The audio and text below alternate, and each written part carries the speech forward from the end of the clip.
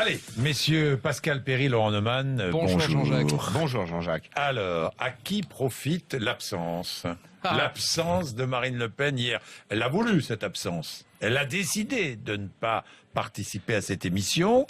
Elle a ses raisons. Mais moi, j'aimerais savoir si comment l'opinion publique peut recevoir ce petit événement, parce que ça va durer 48 heures cette affaire. Hein. Eh bien, moi je vous propose quelque chose, une sorte d'hygiène mentale. Ah bon? Allez-y, Laurent. Gare à la pensée mécanique qui consiste à dire que quoi qu'il se passe, quoi que fasse Marine Le Pen, ça profite systématiquement à Marine Le Pen. Qu'elle ait voulu faire un coup politique, ça je pense qu'il faut pas être observateur politique pour s'en rendre compte, c'est très bien. Elle renverse la table, elle enfourche ses fameuses idées classiques, elle dit qu'au fond on la maltraite, que les médias sont à la botte du système, le système UMPS, la victimisation, tout ça c'est un coup politique, très bien.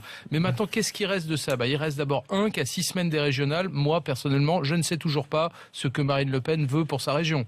Premier point, c'est quand même un problème démocratique. Deuxième point, que les candidats, ses adversaires dans la région Nord-Pas-de-Calais aient souhaité débattre avec elle, pardonnez-moi, c'est pas de la maltraitance, c'est le pluralisme, tout ce qu'il y a de plus normal. Et puis par ailleurs, il reste l'idée quand même qu'elle est capable à tout moment de transgresser et donc de montrer une sorte de caractère autoritaire et certains diront même autoritariste. Est-ce que tout ça, ça profite à Marine Le Pen? Eh ben moi je vais vous dire, ses électeurs, ses supporters vont trouver ça formidable, et puis les autres vont trouver ça pitoyable. Moi je pense que oui, je pense que ça profite à Marine Le Pen. Pour moi, ce qu'elle a fait hier soir, c'est la transgression ultime dans une société de l'image, dans une société médiatique. Elle dit urbi et torbi à la ville et au monde, je ne vais pas à la messe. Je n'irai pas ce soir à la messe de Monsieur David Pujadas. Et donc elle cultive sa différence d'une certaine façon.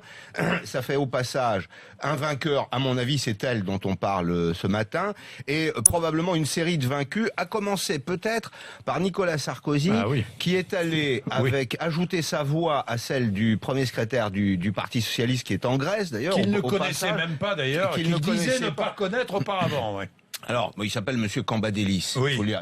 Kambadélis, la Grèce, vous voyez, tout ça va bien ensemble. C'est pour ça qu'il est avec François Hollande aujourd'hui. Donc, il est allé mêler sa voix à celle de Monsieur Kambadélis. Donc, il s'est ramené finalement au statut d'un dirigeant de parti. Enfin, il s'est commodisé, comme on dirait en économie. Il s'est un peu banalisé.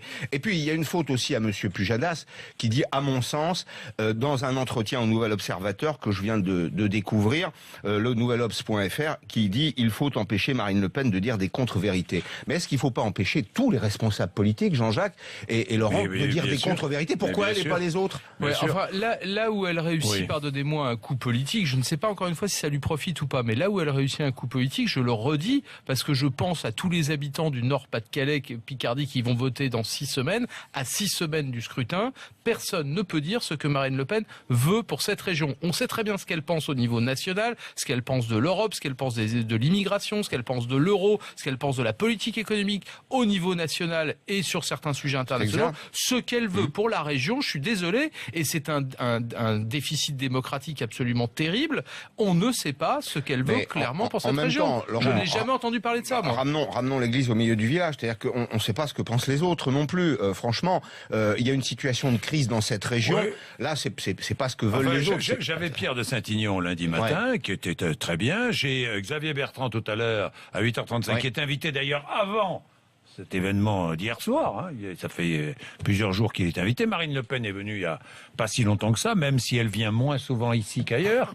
Je voudrais quand même le rappeler au passage. Et ici, nous choisissons. Il y a un autre sujet quand même. Pourquoi est-ce que France 2 a accepté de subir les injonctions, les commandements de 2 autres partis politiques? Mais vous pourriez... Alors, attendez, moi personnellement, je n'aurais accepté ça. C'est une très bonne question, mais moi je peux vous en poser une autre. Pourquoi en préparant cette émission, il n'est venu à l'esprit de personne qui serait peut-être utile à 6 semaines des régionales de la mettre face à ses contradicteurs dans les régions? Ça, c'est vrai. Je peux vous inverser la donne.